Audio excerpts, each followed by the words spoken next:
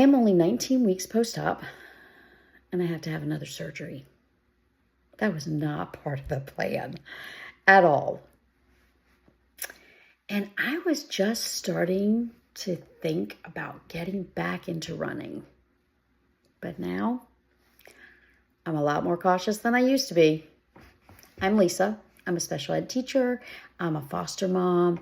And I am a Gen X woman just trying to get through this thing called life.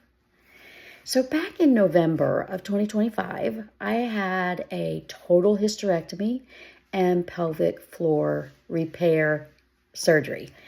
The next day after surgery, I felt like a Mack truck. I had been hit by a Mack truck. I felt really bad. But then after that, I felt really good, like really, really good. I kept forgetting. I felt so good. I kept forgetting that I actually even had surgery.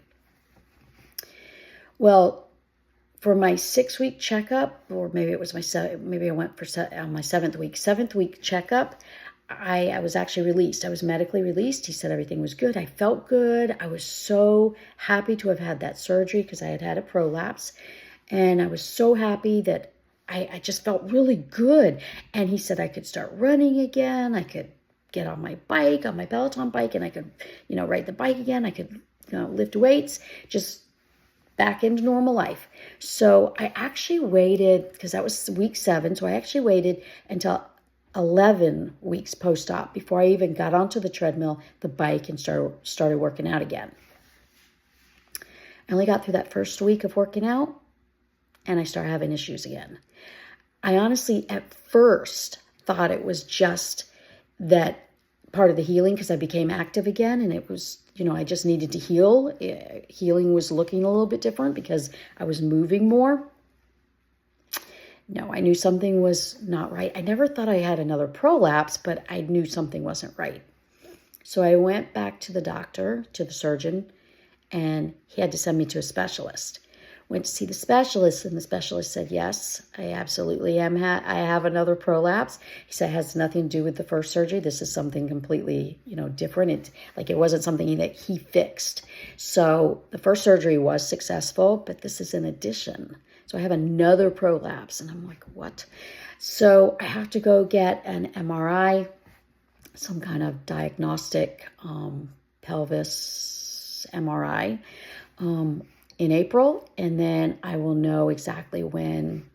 After that, once the surgeon gets the specialist gets the results, he'll tell me when I'm going to have surgery, but definitely going to have surgery again, no doubt. So before the first surgery, my surgeon told me that I was at a stage 3 with my prolapse. So this time, I think with this prolapse, I'm pretty much the same because I feel exactly the same. And if you've ever had a prolapse, I think you'll understand what I'm saying when I say I'm at stage 3. If you've never had a prolapse, go look it up. There's different stages with the prolapse. Stage 1, you probably don't really know too much. That you even have it. Stage 2, you're starting to feel it. Stage 3, it's there. You're prolapsing. There's no doubt. So anyway, something else is prolapsing, and it is there. Unfortunately, I have to have another surgery.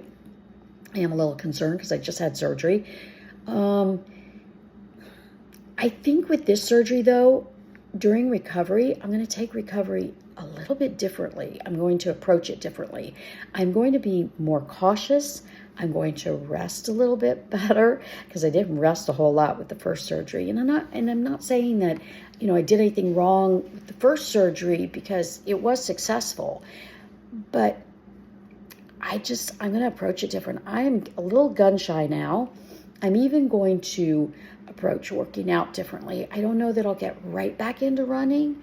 I might walk for a while before I even get back into running. I might even wait, 12 weeks plus before I even start running again. I'm gun shy.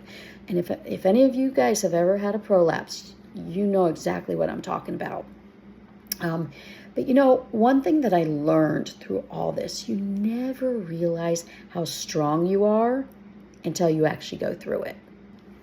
And I've learned you can't rush recovery. as much as I want to, you can't. I'm not used to being down and out. So yes, I do rush recovery, and I try not to, but this time, the second time, I'm hoping I'm going to approach it different. I'm not going to rush it. And if you're in that place right now, if you're looking to have surgery too, if you're going to have surgery, it's already scheduled, or you know you're going to have surgery, if it's going to be a hysterectomy, if it's going to be a pelvic floor repair, if you have a prolapse, take it slow. Take recovery slow.